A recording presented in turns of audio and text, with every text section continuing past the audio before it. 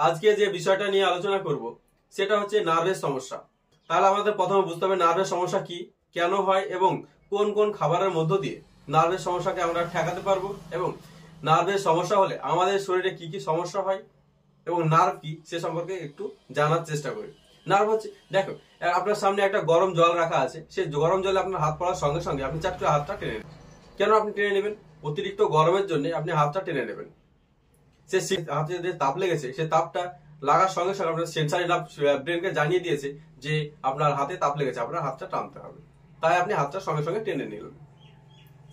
যদি আমাদের নার্ভের সমস্যা হয় তাহলে দেখো স্মৃতিশক্তি কমে যায়, দৃষ্টিশক্তি ঝাপসা হয়ে যায়, বুকে ধড়ফড় করে, হাত পায়ে মনে হয় যে সুচ ফুটানো ব্যথা, কেউ যেন আলপিন দিয়ে আমাকে ফুটাচ্ছে সারাক্ষণ, এরকম সমস্যা হয়।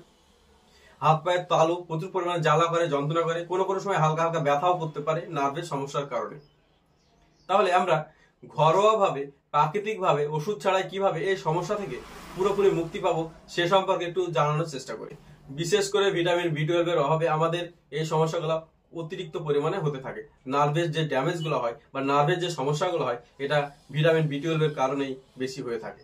নাম্বার 2, যদি কারো হাই সুগার রয়েছে সেখান থেকেও আপনার নার্ভের ড্যামেজ বা নার্ভের সমস্যা হতে পারে। সেখান থেকে আপনার স্মৃতিশক্তি কমে যাওয়া, মুখে ঘা হওয়া, মাথা ঘুরে যাওয়া, বুকে ধড়ফড়, হাতে ও পায়ের তালুতে মনে হবে কি আলপিন দিয়ে ফুটাচ্ছে, শিরশির করছে, বোধা হচ্ছে, ঝিনঝিন করছে, অবশ অবশ একটা ভাব লেগে আছে, এরকম সমস্যা আপনার হতে থাকবে যদি আপনার নার্ভের সমস্যা হয়ে থাকে।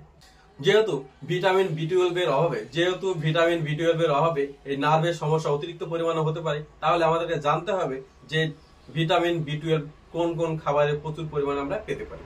সাধারণত আমরা যে খাবারগুলো সারাদিনে খেয়ে থাকি, ভাত, রুটি, ডাল, এরকম টাইপের যে খাবারগুলো বা শাকসবজি যেগুলো খেয়ে থাকি সেগুলোতে ভিটামিন B12 থাকে না। যে পরিমাণে ভিটামিন B12 থাকে তা আমাদের শরীরে ঘাটতি পূরণ করতে পারে না।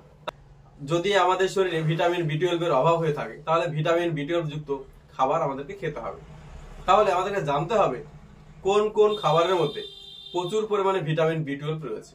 যেমন দুধের মধ্যে প্রচুর পরিমাণে ভিটামিন B12 রয়েছে, ছানা, পনির, ঘি, মাখন, এগুলোতে প্রচুর পরিমাণে ভিটামিন B12 পেতে পারি আমরা। তাই যাদের ভিটামিন B12 এর সমস্যা হয়েছে বা যাদের নার্ভের সমস্যা হয়েছে, যা দৃষ্টিশক্তি সমস্যা হয়েছে, দেখতে কোনো কিছু দেখতে গেলে আপনার দুটো দেখতে মনে হচ্ছে, দেখে মনে হচ্ছে দুটো দুটো দেখছেন, ঝাপসা দেখছেন, বা কোনো কিছু একটু আগে কিছু বললো বা একটু কিছু নিয়ে আসতে বলেছে সেটা আপনি হয়তো বাড়ি থেকে বাজার যেতে যেতে ভুলে গেছেন।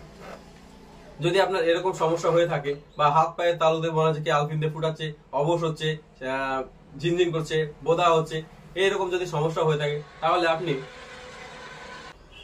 যাদের শরীরে ভিটামিন B12 এর ঘাটতি রয়েছে তারা নিয়মিত প্রতিদিন রাত্রেবেলায় 1 গ্লাস দুধ খেতে পারেন। সে দুধের সঙ্গে চিমটি পরিমাণ হলুদ দিয়ে ভালো করে ঘেটে নিয়ে প্রতিদিন যদি খেতে শুরু করেন তাহলে আপনার যে নার্ভের সমস্যা রয়েছে সেটা আস্তে আস্তে আস্তে আস্তে কমতে শুরু করে, সেটা আপনি বুঝতে পারবেন দিন 10 পর থেকে।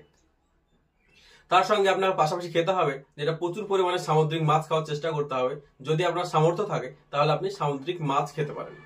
আমার এই চ্যানেলে হেলথ রিলেটেড সকল ভিডিও আপলোড করা হয়। যদি আপনি ইউটিউব থেকে দেখেন তাহলে সাবস্ক্রাইব করবেন ও ফেসবুক থেকে দেখলে লাইক, শেয়ার ও ফলো করে পাশে থাকবেন।